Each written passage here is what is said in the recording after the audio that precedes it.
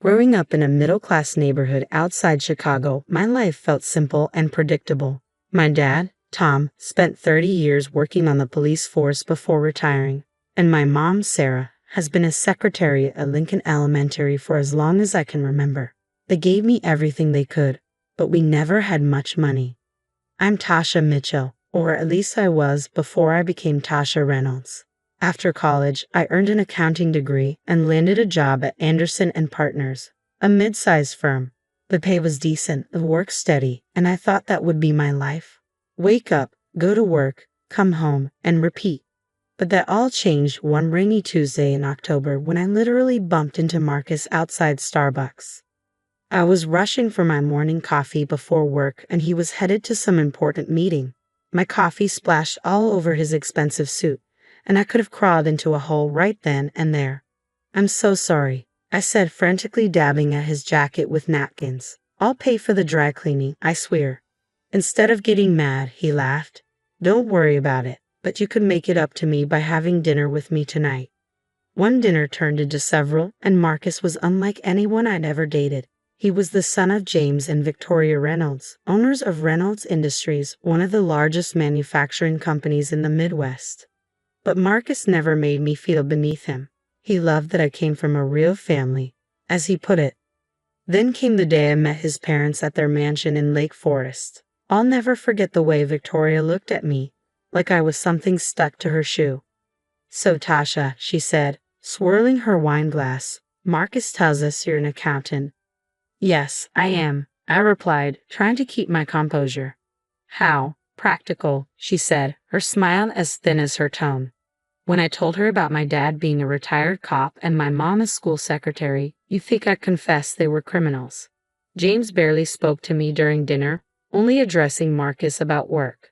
3 months later, when Marcus proposed, I said yes without hesitation, convinced I could win over his parents with time. I thought love would be enough. After our honeymoon in Bali, Marcus and I moved into his luxury apartment in downtown Chicago. The place was bigger than my parents' entire house, with floor-to-ceiling windows overlooking Lake Michigan. It felt like I was living in a dream. 2 months after the wedding, I found out I was pregnant. Marcus was over the moon, spinning me around our enormous living room when I told him. Even Victoria and James softened a bit. The Victoria couldn't help but remark, "Well, at least the child will have good breeding on one side." Our son, James Jr., or JJ as we called him, was born on a snowy December morning. The moment I held him, nothing else mattered. Not Victoria's constant criticisms, not the whispers at Reynolds Industries about the accountant who married the boss's son. JJ was perfect. The first 2 years of parenthood were good. Marcus was a natural with JJ, coming home early to play with him, reading him bedtime stories, and taking us both to the park on weekends. Marcus thrived as the financial director at Reynolds, and I worked part-time from home as an accountant while taking care of JJ in our home. Victoria and James might not have liked me, but they showered their grandson with expensive gifts and insisted on regular visits. But something shifted around Jay's 3rd birthday. Marcus began coming home later and later, always with the same excuse. "Big project at work, honey." You wouldn't understand. The man who once rushed home to see his son now barely made it in time for bedtime. Then came that Thursday when Victoria showed up unannounced at our apartment, her air scarf perfectly arranged despite the wind.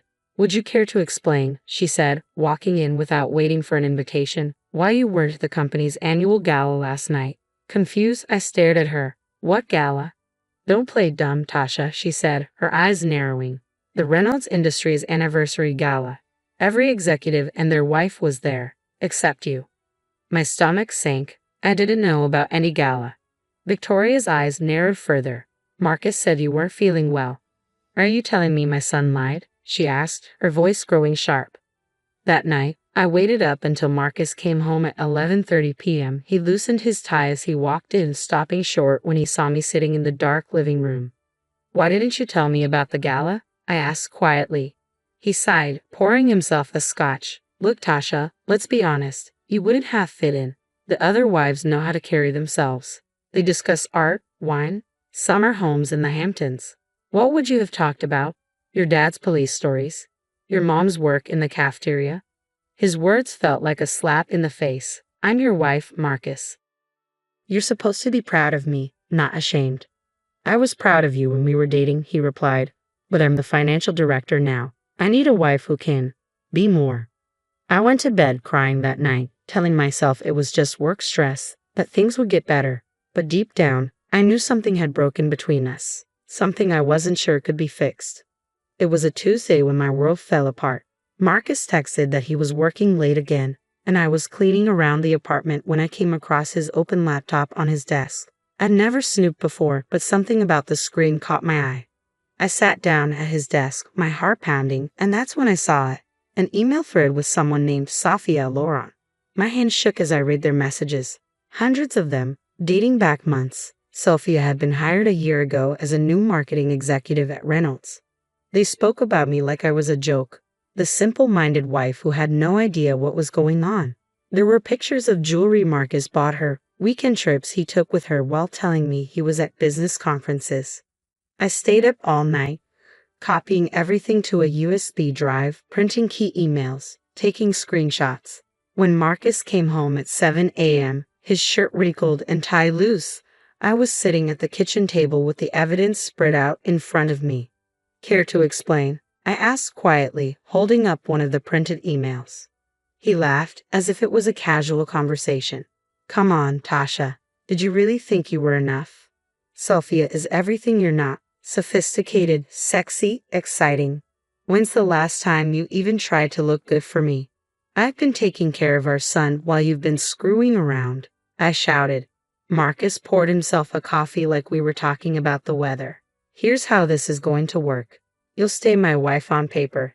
It's better for my image at the company. Sophia understands. And hey, he added with a nasty grin, maybe I'll even find time for you occasionally, if you're lucky. Tears blurred my vision as I grabbed JJ's backpack, stuffing clothes inside. JJ was still asleep, clutching his favorite teddy bear. I gently woke him. Baby, we're going to visit Grandma and Grandpa for a while, okay? Marcus leaned against the doorframe, watching us. You'll be back. Where else could you possibly go? I walked past him, taking my son and my purse, along with the USB drive, and didn't say another word. By the time we reached my parents' house, I was a mess. Mom opened the door in her bathrobe, took one look at my face, and pulled me into a hug. 3 days later, the divorce papers arrived. Victoria Reynolds personally delivered them, wearing the smug smirk. I always knew you weren't good enough for my son, she said, handing me the envelope. I'm just glad he finally realized it too. But the worst was yet to come. Marcus wasn't just filing for divorce, he was suing for full custody of JJ. His lawyer filed papers claiming, during the first hearing, Marcus's lawyer painted a picture of me that was far from the truth. Mrs. Reynolds has exhibited increasingly erratic behavior over the past year, he argued. She drinks excessively, creates unwarranted scenes of jealousy, and has become unstable. Fortunately, I had been smart enough to gather evidence. When my lawyer presented the email exchanges between Marcus and Sophia, revealing his affair and cruel remarks about me, the judge's demeanor shifted. The timestamps on those emails proved I wasn't the one causing drama. I hadn't even known about the affair until I discovered those messages. The judge turned to Marcus. Mr. Reynolds, you claim your wife is unstable, yet these emails show you were the one deceiving and gaslighting her. Marcus shifted uncomfortably in his expensive suit as the judge awarded me primary custody of JJ, with Marcus receiving visitation every other weekend and a substantial child support obligation. I returned to my full-time job at the accounting firm, while my parents, without a second thought, stepped in to help care for JJ during their retirement. They were amazing, never once complaining as they embraced their new role as full-time grandparents. Life settled into a new rhythm. It wasn't glamorous, but it was honest, peaceful, and fulfilling. Then, one Saturday morning, everything changed. A black Range Rover pulled up in front of my parents' modest house. Marcus stepped out, followed by Sophia, tall, blonde, and clad in designer clothes that probably cost more than my monthly salary. I'm here to see my son, Marcus announced, pushing past me as if he owned the place. Sophia wrinkled her nose and looked around the room. Oh my God, she laughed, picking up one of Mom's cherished family photos. This place is literally a dump, like an actual kennel. Watch your mouth, I snapped. Turning to Marcus, she said, Baby, you can't let your son stay in this hovel, and these old people. She gestured toward my parents, who stood frozen in the doorway. They belong in a ditch somewhere, not raising the Reynolds heir. Get out, I seethed, my body trembling with rage. Both of you, get out of my parents' house now. Marcus sneered at me. Or what? You think you've won in court? Just wait. I shoved them both toward the door. Get out. And Adele. Sophia purred to Marcus. This place probably has fleas anyway. As they drove away, I stood there, shaking, before pulling my parents into a tight hug. Mom was crying, and Dad looked like he wanted to punch something. But as that Range Rover disappeared down the street, a sense of calm settled over me. I wasn't afraid anymore. I was angry, furious even. The next night, Dad found me sitting at the kitchen table, staring at a cold cup of coffee. You know, sweetheart, he said, sitting down across from me, sometimes the best defense is a good offense. I raised an eyebrow. Remember Mike Sullivan? He worked with me on the force. Now he's a private investigator, real thorough, knows how to dig without leaving the trace.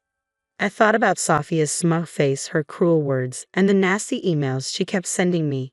Just that morning she commented on my LinkedIn profile, "Look at this pathetic 1/8. Can't even afford decent clothes anymore." Marcus wasn't any better. His latest email read, "Every time I pick up JJ and see you in that dump, I remember why I upgraded. Enjoy playing poor with your cop daddy." How much does Mike charge? I asked, already knowing my answer. 2 days later, I sat in Mike Sullivan's small downtown office. A gruff man with kind eyes, Mike had known me since I was a kid. Weeks passed as I focused on work and JJ, trying to ignore the constant harassment from Marcus and Sophia. Then Mike called. "You need to come to my office," he said. "You're going to want to see this in person." He handed me a thick file.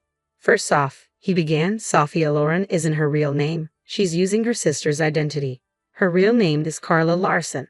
My hand trembled as I read through the file. Before working at Reynolds Industries, Sophia had been an escort, hopping from one rich man to the next, living off their money until they grew tired of her or caught onto her scams. She'd used different names in different cities, always disappearing before things got too hot. But what she was doing at Reynolds Industries was far worse. Mike pointed to some bank transfers. "She's been siphoning small amounts from company accounts. Enough to go unnoticed, but it adds up." He flipped through more pages. "And these emails. She's been selling company information to your in-laws' biggest competitors, product launches, merger plans, everything." I sat back, my mind reeling. The perfect, sophisticated Sophia Loren was nothing but a con artist, and she'd sunk her claws not just into my husband but into the entire Reynolds empire. "There's one more thing," Mike said, pulling out another folder. "Remember that big deal Reynolds Industries lost last month? The one that cost them millions? Sophia sold the bid information to their competitor 3 days before the deadline." I gathered all the evidence carefully, making multiple copies. But I didn't act yet. I knew something Sophia didn't. Timing is everything. The call came on a Wednesday morning. "Tasha," Victoria's cold voice said, "James Reynolds' 60th birthday party is this Saturday. You're invited. JJ should be there for his grandfather's birthday. Since he's too young to come alone, you'll need to escort him." She let the sentence hang in the air, her tone dismissive. "Just remember, you're only invited as JJ's escort. Try to stay in the background and not embarrass anyone." James Reynolds' 60th birthday party was every bit as ostentatious as you'd imagine. The mansion gleamed with gold and crystal, waiters carrying champagne on silver trays. I felt every judgmental gaze as JJ and I walked into the room. "Oh, you came," Victoria said, her smile tight. "Well, JJ, darling, come give your grandmother a kiss."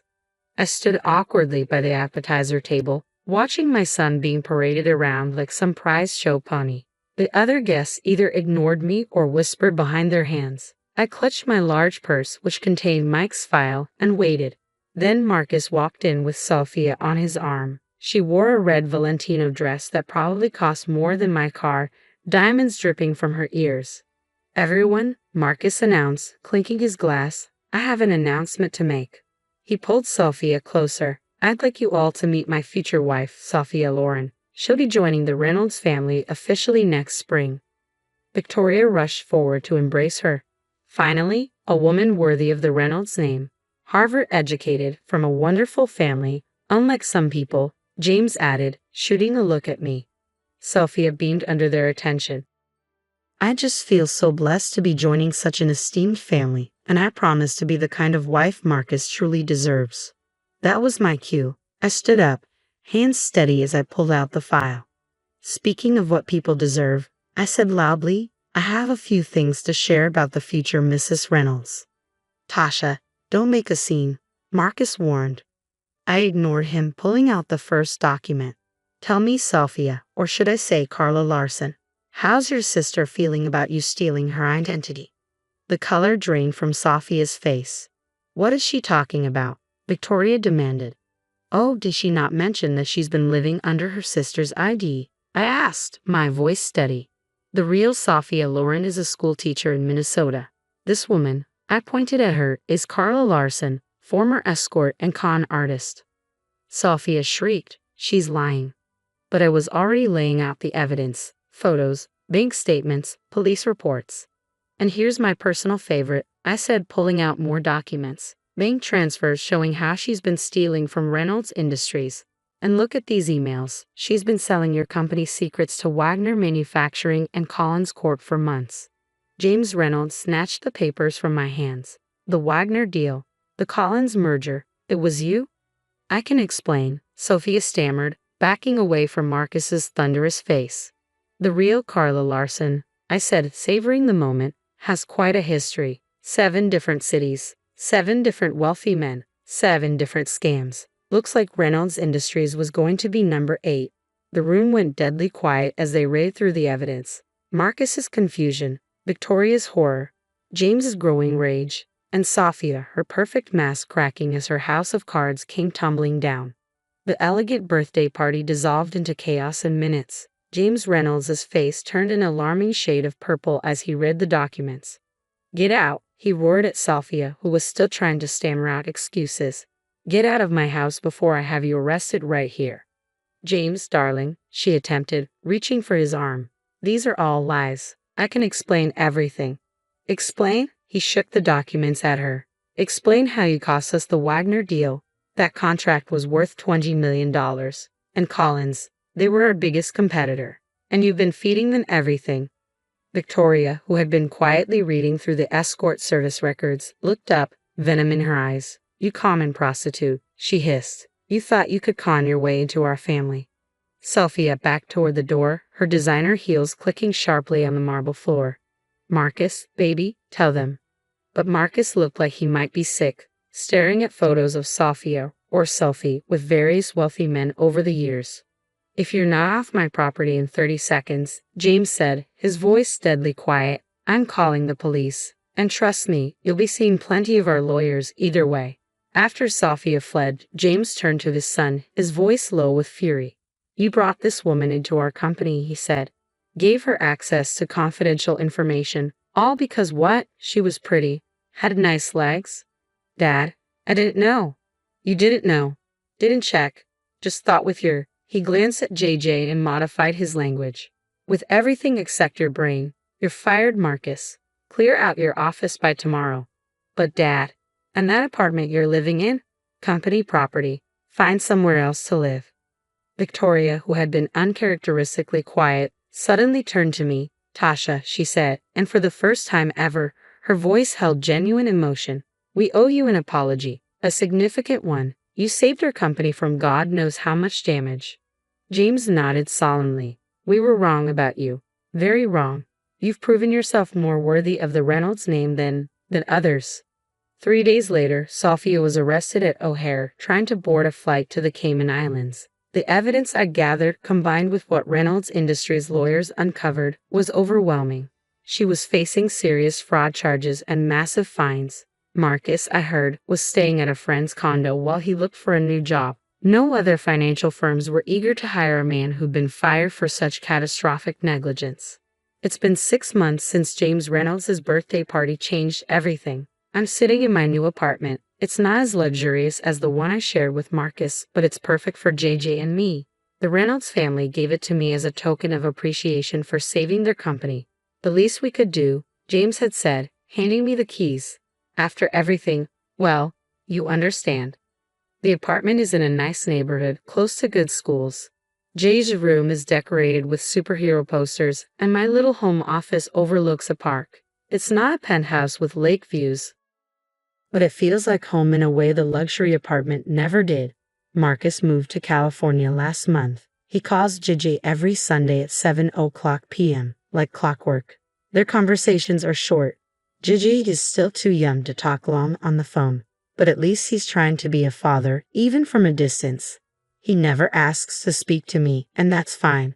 Some bridges stay burned. The biggest change has been with the Reynolds family. Victoria stops by at least once a week, usually bearing gifts for JJ and surprisingly for me too. Last week, she brought a beautiful orchid for my windowsill. The real shock came when Victoria and James invited my parents over for dinner. I was nervous. The last time they'd all been in the same room was at my wedding, where the class divide had been palpable. But something had shifted. I watched in amazement as James asked Dad about his years on the force, genuinely interested in his stories. Victoria and Mom talked about gardening, exchanging tips on growing roses. "Sarah," Victoria said to my mom at the end of the evening, "you and Tom raised a remarkable daughter. I'm sorry we didn't see it sooner. We always knew what Tasha was capable of." Mom replied with quiet dignity, "Sometimes it just takes others a while to catch up. Life isn't perfect. I still have days when I miss the man I thought Marcus was, when I worry about JJ growing up with a long-distance father. But then I look at my son, happy and healthy, playing with his grandparents, all his grandparents, and I know we're going to be okay." Last night, I found JJ looking at an old photo of Marcus and me from our wedding day. "Do you miss Daddy?" he asked. I sat down next to him, pulling him close. "Sometimes," I said honestly. "But you know what? Life doesn't always go the way we plan. Sometimes it goes wrong before it goes right. The important thing is to stay true to who you are." Later, as I tucked him into bed, I thought about how far we'd come, from the simple accountant the Reynolds family once scorned to the woman who saved their company. Sometimes the happy ending isn't the one you expected. Sometimes it's better,